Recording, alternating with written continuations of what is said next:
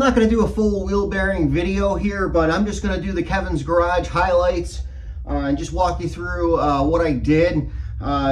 Usually a wheel bearing, like if I do a wheel bearing on the last one I did on my 85 vet, like literally took me probably 25 minutes. That was not the case with this vehicle. This was a bear. So we use the torque gun to pull the wheel bolts off, get the wheel bolts off. What I like to do is in my phone, I like to have all the torque specs for the bolts. That way I have them ahead of time. When I get out to the garage and I'm working out here, I just look at my phone and all the torque. I got all my torque specs right on hand for all the bolts. So pull the wheel studs off, pulled the bolts off, holding the caliper on. It's good to have a bungee cord, you know, just to hang your caliper up in the back, out of the way. The disc came off.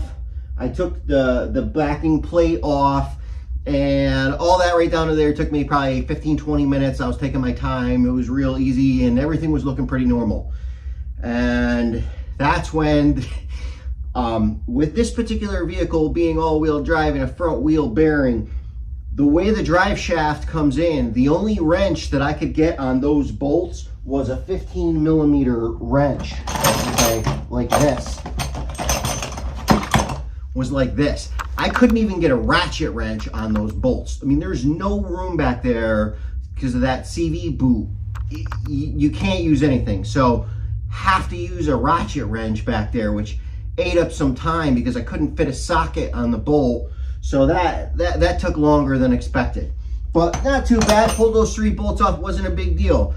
That's when the real fun started. Now, this vehicle's got 133,000 miles, been driven on the snow and everything else. It's always been in the Northeast. That wheel bearing was perfectly happy where it was, and it did not want to come off. I mean, it did not want to come off. When you watch the video and the general guidance, you go to take the wheel, you go to take the bolts out of the wheel bearing. Usually by the time you get the bolts loose, the wheel bearing's falling off. I mean, that's how it was on the vet. I didn't have to hit it at all. And then the general guidance is if you take the bolts out and the wheel bearing's on there, you might have to hit it a couple times with a hammer.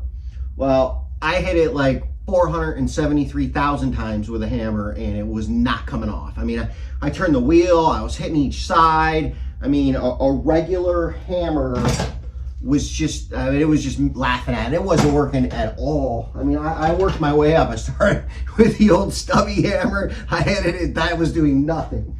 So then I went to a full-size hammer, that was doing nothing.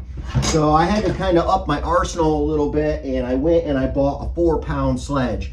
And this thing was a game changer. This thing worked great. Of course, along with a 4-pound Sledge, I got a new propane, you know, to put some heat on the fixture itself. Heated up the fixture, and it's basically heat, beat, and repeat was the process.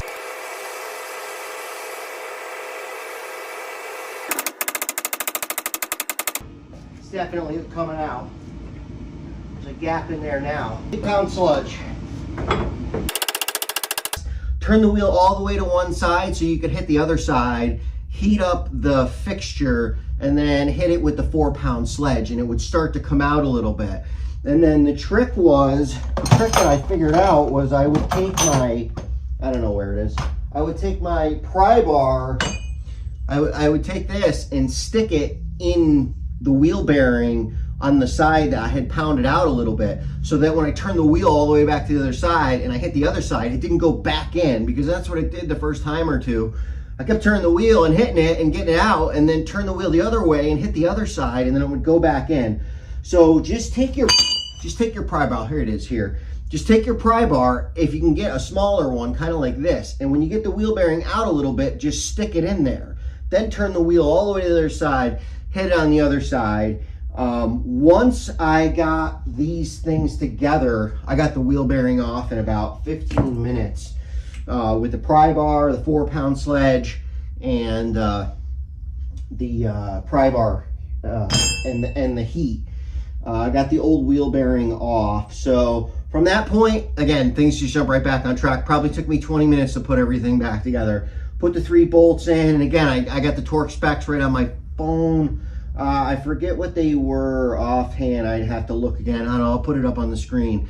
Got those on, got the rotor back on. I like to put some anti-seize on the back of the rotor so that it doesn't stick to the wheel bearing. They got the caliper back on. I know those were 122 foot-pounds, so a bit of work there getting those locked right down the way that they should be.